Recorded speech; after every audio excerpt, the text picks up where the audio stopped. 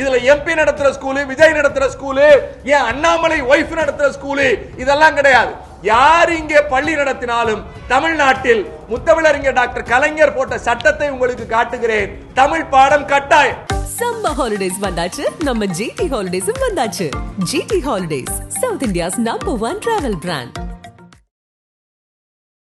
தொடர்ச்சியா தமிழ்நாட்டினுடைய நலனை, தமிழ்நாட்டு மக்களினுடைய வளர்ச்சியை, தமிழ்நாட்டு மக்களினுடைய முன்னேற்றத்தை, தமிழ்நாடு இன்றைக்கு தொட்டிருக்கிற வளர்ச்சியினுடைய உச்சத்தை தடுத்து நிறுத்துவதற்கு காவி கும்பல் இன்றைக்கு ஒன்றிய அரசு என்கிற பெயரில் தொடர்ச்சியாக தமிழ்நாட்டு மக்களை புறக்கணிக்கிறது மட்டுமல்ல, அவருடைய இயக்கத்தின் பெயரில் இங்கே இயக்கம் நடத்தி கொண்டிருக்கிற தகுதியற்ற தலைவர்கள் பேசுகிற வார்த்தையாக இருக்கட்டும், அல்லது அந்த தகுதியற்ற நபர்கள் விடுக்கிற கேள்விகளாக இருக்கட்டும், அர்த்தமற்றவைகளாக இருந்தாலும் கூட மக்களுக்கு சில உண்மைகளை சொல்ல வேண்டிய கட்டாயத்தில் நாம் இருக்கிறோம்.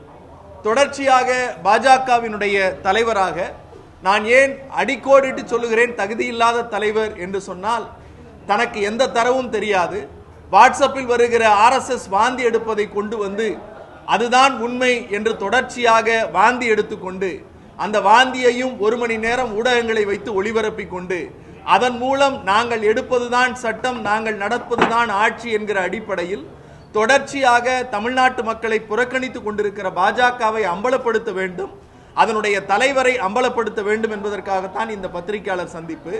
நான் முதலில் ஒன்றை சொல்லிவிடுகிறேன். நம்முடைய மரியாதைக்குரிய பாஜகவின் தலைவர் பொறுப்பில் இருக்கிற அண்ணாமலை அவர்கள் நேற்றைக்கு ஒரு பத்திரிகையாளர் சந்திப்பை நடத்தினார்.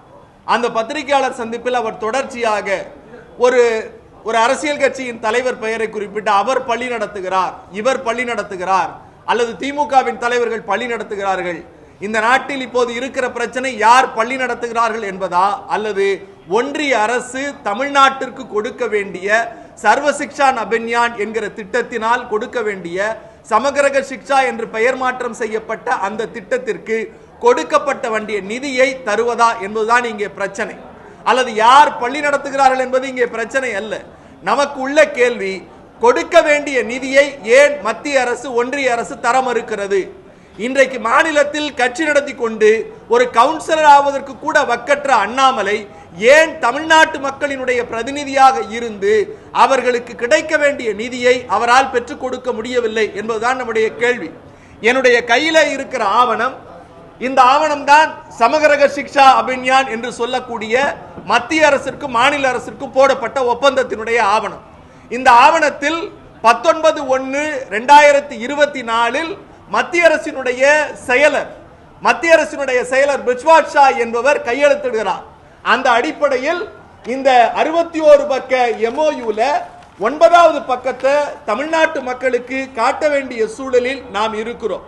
அந்த அடிப்படையில் தமிழ்நாடு இந்த திட்டத்திற்கு செய்ய வேண்டியவைகள் என்ன அப்படின்னு பார்த்தீங்கன்னா, பினான்சியல் சாங்ஷன் ஃபார் தமிழ்நாடுங்கிற அந்த காலம்ல மாநிலத்திற்கு மத்திய அரசு ஒன்றிய அரசு கொடுக்க வேண்டிய நிதி என்ன, அந்த நிதியை ஏறக்குறைய 10 ஆண்டுகளாக தொடர்ச்சியாக அதிமுக ஆட்சியில் அவர்களுக்கு கைக்கூலியாக இருந்த அதிமுகவிற்கு கொடுத்து வந்தவர்கள், நாம் திராவிட முன்னேற்ற கழகம் திராவிட மாடல் ஆட்சி வந்ததற்கு பிறகு அந்த திட்டத்திற்கான நிதியை கொஞ்சம் கொஞ்சமாக தடுத்து நிறுத்துகிறார்கள்.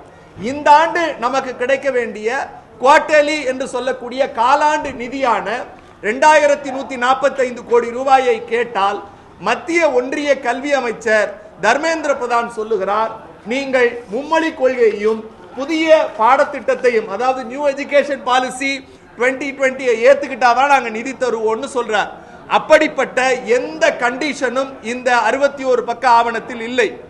நாம் கையெழுத்திட்டு இருக்கிற, மாநில அரசின் சார்பாக கையெழுத்திடப்பட்டிருக்கிற எந்த ஆவணத்திலும் இந்த திட்டத்தை செயல்படுத்தினால்தான், PM ஸ்ரீ ஸ்கூலை செயல்படுத்தினால்தான், அல்லது புதிய கல்விக் கொள்கையை நீங்கள் ஏற்றுக்கொண்டால்தான் இந்த நிதி என்பது கிடையாது.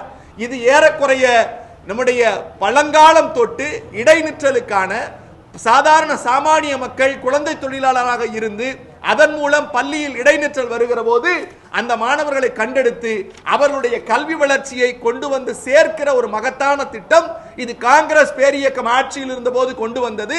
அதனை முத்தமிழறிஞர் டாக்டர் கலைஞர் வலியுறுத்தினார். அதைத்தான் அனைவருக்கும் கல்வி என்ற அடிப்படை திட்டத்தின் அடிப்படையில் காங்கிரஸ் அரசாங்கம் ஏற்றுக்கொண்டு அதன் மூலம் மத்திய அரசாங்கம் 60%, மாநில அரசாங்கம் 40% நிதி கொடுக்கப்படுகிறது. இப்போது எங்களுடைய கேள்வி, நேற்றைக்கு மாண்புமிகு தமிழ்நாட்டினுடைய முதலமைச்சர் திராவிட மாடல் நாயகர் முத்துவேல் கருணாநிதி ஸ்டாலின் அவர்கள் ஒரு கேள்வி வைத்தார். தேசிய பேரிடர் நிதியிலிருந்து ஏன் இந்த ஆண்டு தமிழ்நாட்டிற்கு நிதி கொடுக்கப்படவில்லை? பீகாருக்கு, ஆந்திராவிற்கு, தெலுங்கானாவிற்கு, ஒரிசாவிற்கு போன்ற இடங்களுக்கெல்லாம் கொடுத்திருக்கிற நிதியை ஏன் எங்களுக்கு கொடுக்கவில்லை? அதை போலவே 2 நாட்களுக்கு முன்னால் தேசிய ஒருங்கிணைந்த குழந்தைகள் வளர்ச்சி திட்டத்திற்கு கொடுக்க வேண்டிய ஒன்றிய அரசினுடைய நிதியை எங்களுக்கு தரவில்லை என்று ஒரு மக்களால் தேர்ந்தெடுக்கப்பட்ட இந்திய அரசியலமைப்பு சட்டத்திற்கு உட்பட்ட ஒரு முதலமைச்சர் ஒன்றிய அரசை கேட்கிறார். நாங்கள் கேட்பது ஒன்றுதான். தமிழ்நாட்டு மக்களை பாஜகவிற்கு பிடிக்கவில்லை.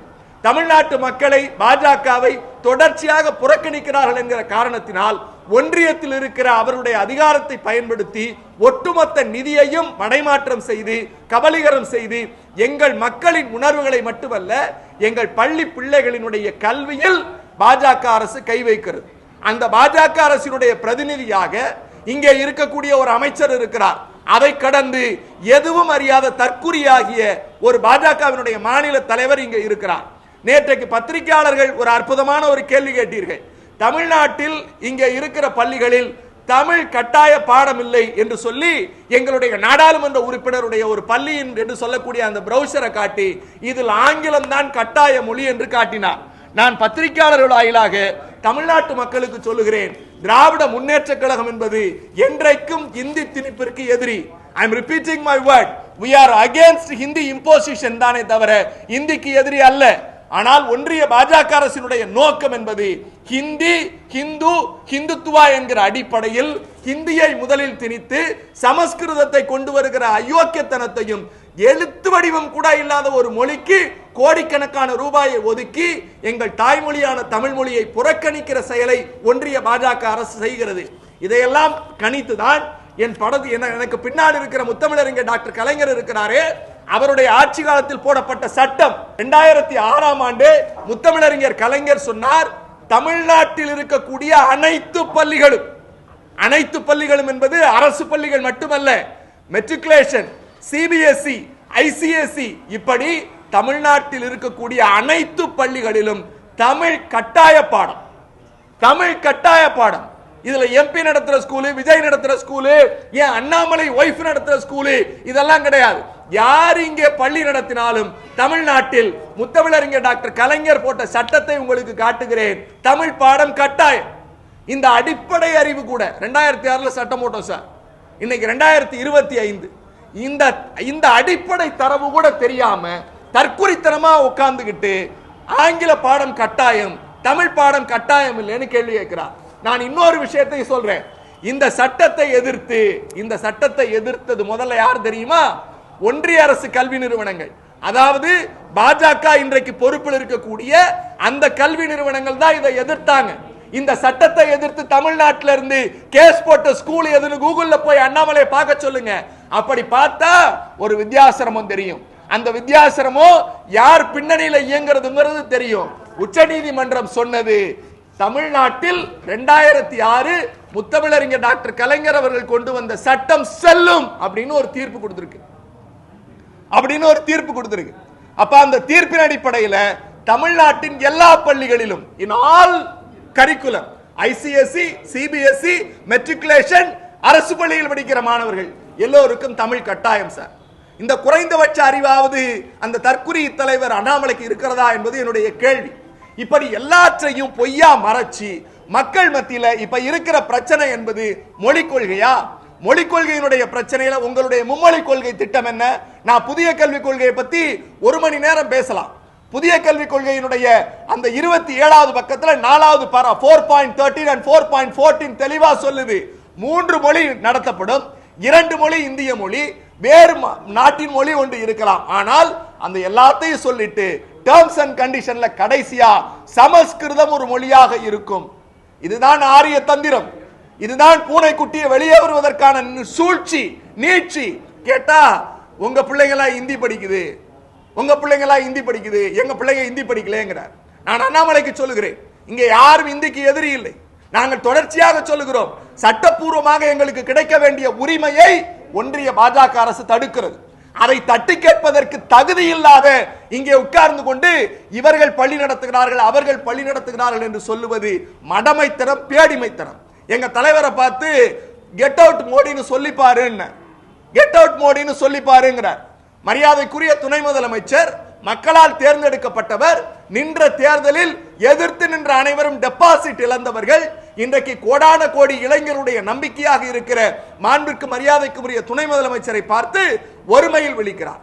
கேவலம் கவுன்சிலர் கூட ஆக முடியாத தற்குரிய அண்ணாமலை எங்கள் தலைவர்களை பார்த்து கேள்வி கேட்பதற்கு என்ன? எங்களுக்கு அடுத்து போஸ்ட் ஓட்டுவேன், போஸ்ட் ஓட்டுவேன், செங்கலை புடுங்குவேன். செங்கலை புடுங்கிறதுக்கு கொத்தனார் இருக்கார், எங்க யாராவது அடைச்சிக்கிச்சுன்னா நாங்க அவங்களை கூப்பிட்டு பார்த்துப்போம். அண்ணாமலை எங்களுக்கு தேவையில்லை. எங்க துணை முதல்வர் சொன்னார், அண்ணா சாலைக்கு வர சொல்லுங்க. சார், அரசியலில் ஒரு கண்ணியம் தேவைப்படுகிறது. இப்படி தற்குறித்தனமாக 4 பேப்பரையும் வாட்ஸ்அப்பையும் வச்சுக்கிட்டு தான் பேசுவதுதான் உண்மை என்றோ அல்லது மக்களை ஏமாற்ற முடியாது. எதற்கு இன்றைக்கு நாங்கள் ஆவணங்களோடு வந்திருக்கிறோம்?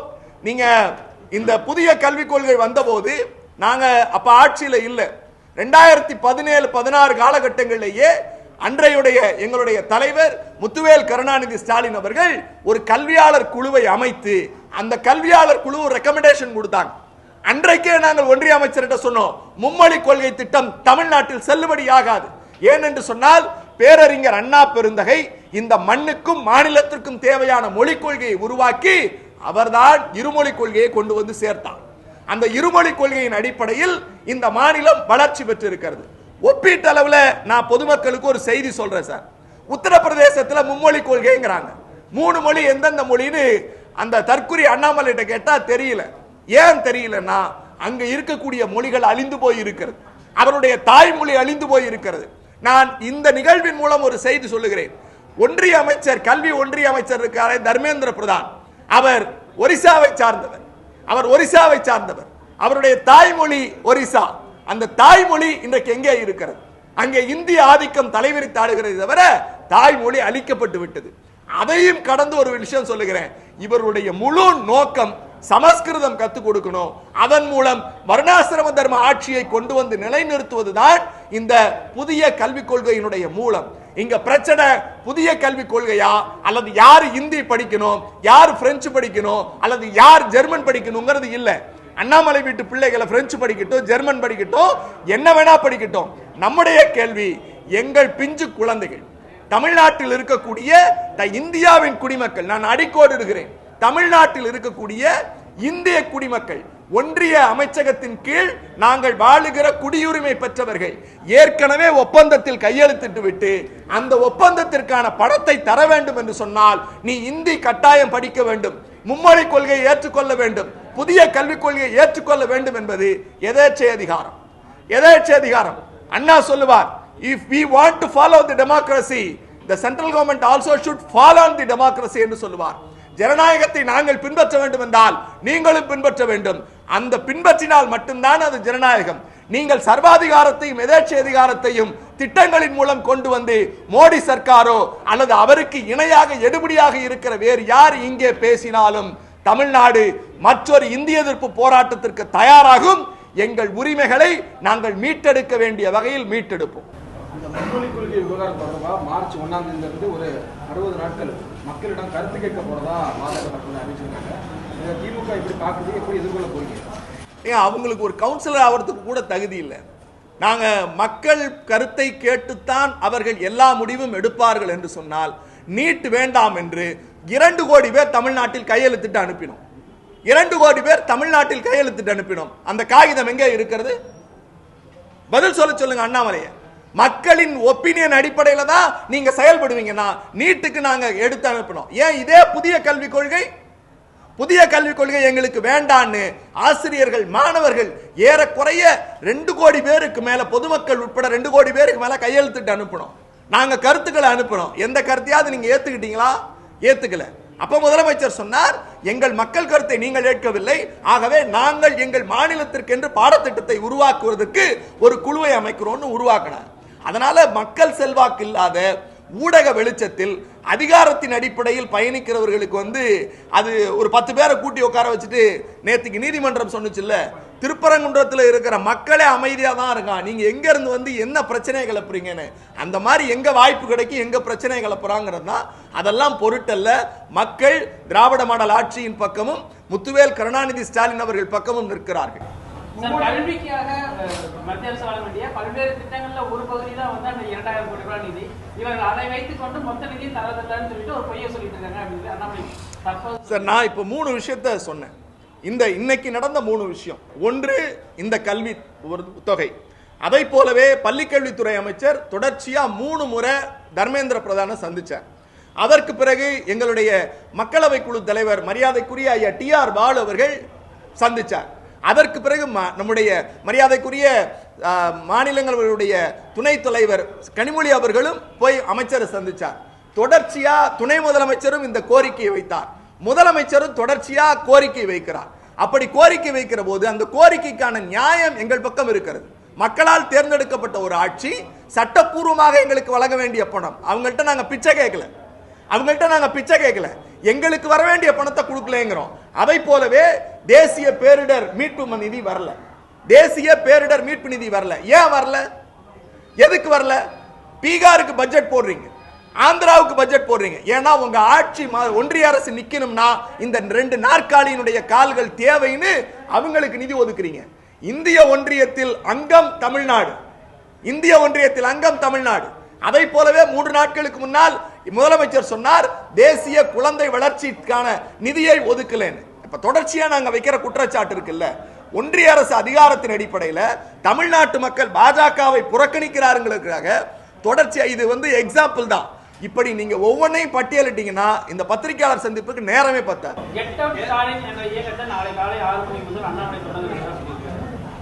ஏன்னா திரும்ப ஒரு விஷயம் சொல்றேங்க, மக்கள் தன்னெழுச்சியாக பேசுவதற்கும் மக்கள் தன்னெழுச்சியாக ரோட்ல கோலம் போட்டு எங்களுக்கு நிதி எங்களுக்கு வேணும், எங்களை வஞ்சிக்காத பாஜக அரசே அப்படின்னு பேசுறதுக்கும் வாட்ஸ்அப்புக்கு 10 பேரை சம்பளத்துக்கு வேலைக்கு உட்கார வச்சு சம்பளத்தின் அடிப்படையில் ஒரு சென்டரை உருவாக்கி அதன் மூலம் போடுறதுக்குமான வித்தியாசம் இருக்கு. நீங்க இன்னைக்கு போய் கெட் அவுட் மோடின்னு போட்டிருக்கிறதுனுடைய ஆர்கானிக் ரீச்சை பாருங்க. நாளைக்கு அவங்க போட போற கூலிக்கு மாரடிக்க போற கூட்டத்தையும் ஒப்பிட்டு பாத்தீங்கன்னா தெரிஞ்சிடும். அதே போல கேந்திர வித்யாலய பள்ளிகள் வந்து தமிழ் ஆசிரியர்கள் நம்ம சொல்லிட்டே இருந்தோம். ஆனா தமிழ் ஆசிரியர்கள் இருக்கிறாங்க, தேவையா இருந்தா முதலமைச்சரை கடிதம் எழுதி சொல்லுங்க, 5000 ஆசிரியர்கள் நாங்க வழங்க. சார், ரொம்ப அற்புதமான கேள்வி சார்.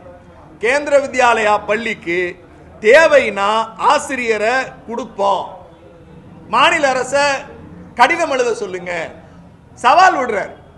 மரியாதைக்குரிய அன்பில் மகேஷ் பொய்யாமொழி அவருடைய அரசியல் வரலாறு என்ன, இந்த திராவிட மண்ணுக்காக அந்த குடும்பம் இழந்த இழப்பு என்ன, பாரம்பரியம் என்ன, உனக்கெல்லாம் என்ன தெரியும் வாப்போன்னு பேசுது இந்த தற்குறி. கவுன்சிலரா நிக்கிறது கூட தகுதி இல்லாத ஒரு ஆளு, எல்லா தேர்தலையும் தோத்து ஓடின ஆளு, யாரை பார்த்தும் மரியாதை இல்லாம பொதுவெளிகள்ல ஒருமையில பேசக்கூடிய ஒரு அயக்கத்தனத்தை முதல்ல தடுத்து நிறுத்தணும். அவர் கேட்கிறார், நீங்க வந்து கேந்திர வித்யா பள்ளிகள்ல தமிழ் ஆசிரியர்கள் இல்ல அப்படிங்கிற கேள்விக்கு எதுக்கு மாநில அரசு கடிதம் கொடுக்கணும்? முதல் பேசிக் சிம்பிள் क्वेश्चन, அந்த பள்ளியினுடைய முழு கட்டுப்பாடு மத்திய அரசாங்கத்தினுடைய கட்டுப்பாடு, அது மாநில அரசினுடைய பள்ளி கல்வித்துறையின் கீழ் வரல. It is totally under comes to HRD department, உயர்கல்வித்துறையான ஒன்றிய அரசின் கீழ் வருது. அதுக்கு அமைச்சர் தர்மேந்திர பிரதான் அவர் தானே சொல்றாரு தாய்மொழிக்கு முக்கியத்துவம் கொடுப்போம்னு. அப்படி தாய்மொழிக்கு முக்கியத்துவம் கொடுக்கிற லட்சணம் இந்த ஒரே விஷயத்துல தெரிஞ்சு போயிருது. இவங்க அடிக்கடி சொல்ற ஒரு பொய், ஏன் இவங்க கேட்கலன்னு இந்த செய்தி பாருங்க.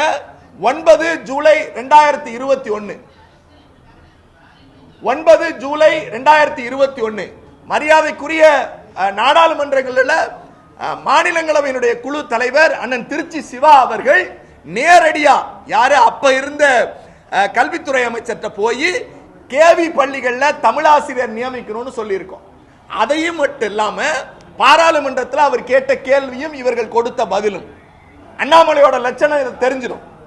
அண்ணாமலை சொல்ற லட்சணம் தற்குறி லட்சணம், அறிவு கட்ட லட்சணம் இதுல தெரிஞ்சிடும். ஏன் இந்த வார்த்தையை தடுமனாக பயன்படுத்துகிறோம் என்றால் நான் உள்ளபடியே வருத்தப்படுகிறேன். எந்த அறிவும் இல்லாமல், குறைந்தபட்ச தகுதி இல்லாமல், வாய்க்கு வந்ததையெல்லாம் நாங்க இப்ப பேசணுமே எல்லாத்தையும் ஆதாரப்பூர்வமா காட்டுறோம். அவர் கேட்ட கேள்விக்கு with the Minister of Education be pleased to state அப்படின்னு சொல்லிட்டு கரண்ட் வேகன்சி கொடுத்திருக்கோம். இந்த பள்ளிகள்ல whether the ministry has mechanism to appoint Tamil language teachers in Kendra Vidyalaya of Tamil Nadu, if so the expected timeline of the appointment. இது யார் கேட்டிருக்கிறது? திமுகவினுடைய மாநிலங்களவை குழு தலைவர் மரியாதைக்குரிய நாடாளுமன்ற உறுப்பினர் திருச்சி சிவா நாடாளுமன்றத்தில் கேட்ட கேள்வி. இதுக்கு அவரு அமைச்சர் என்ன சொல்றாரு? கேந்திர Vidyalaya has informed that in the point of local language teachers are not sanctioned. அண்ணாமலைக்கு இது தெரியுமா? அண்ணாமலைக்கு இந்த பதில் தெரியுமா? இது நாடாளுமன்றத்தில் சொன்ன பதில். நான் வாட்ஸ்அப் வாந்தி எடுக்கல, நான் வாட்ஸ்அப் வாந்தியோ ஆர்எஸ்எஸ் கொடுக்கிற உளறலையோ நான் பேசல.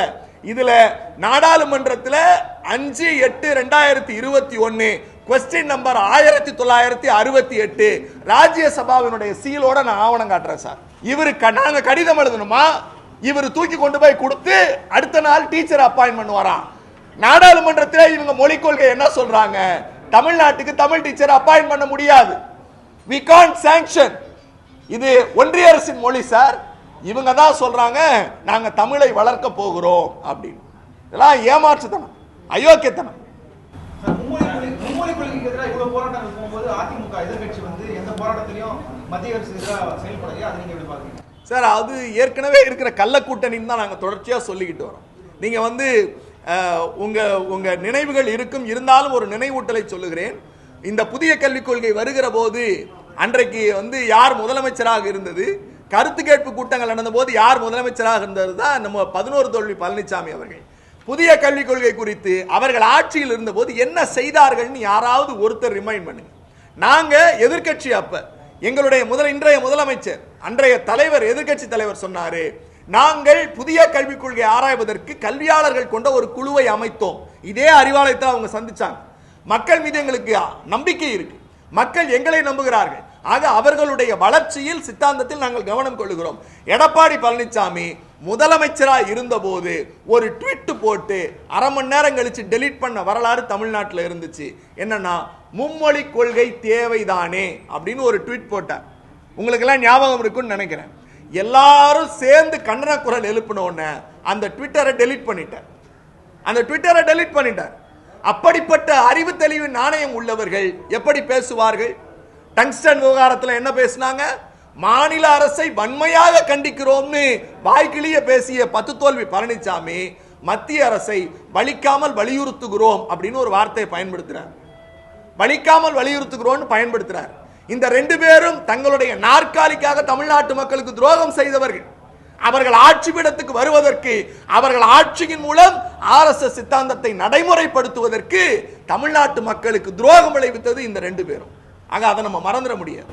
சார், இப்ப முதலமைச்சரோட இணக்கமா இருக்கக்கூடிய மற்ற மாநில முதலமைச்சர்களுக்கு ஏன் அங்கெல்லாம் தமிழை கொண்டு போய் சேர்க்கிறது முதலமைச்சர் நடவடிக்கை எடுக்க மாட்டாரு? எடுத்துக்காட்டு கேரளாவாகட்டும், பஞ்சாப்லையும் ஏன் சொல்ல மாட்டாரு முதலமைச்சர்? அங்கெல்லாம் ஏன் தமிழை கொண்டு போக மாட்டாருன்னு அண்ணாமலை கேட்கிறாரு. சார், நான் திரும்பவும் சொல்றேன்ல, அண்ணாமலைக்கு கேள்வி கேட்கிற எந்த தகுதியும் இல்லை. ஏன் தகுதி இல்லைன்னா, எந்த விதமான தரவுகளும் இல்லாமல் அவர் பேசுகிறார்.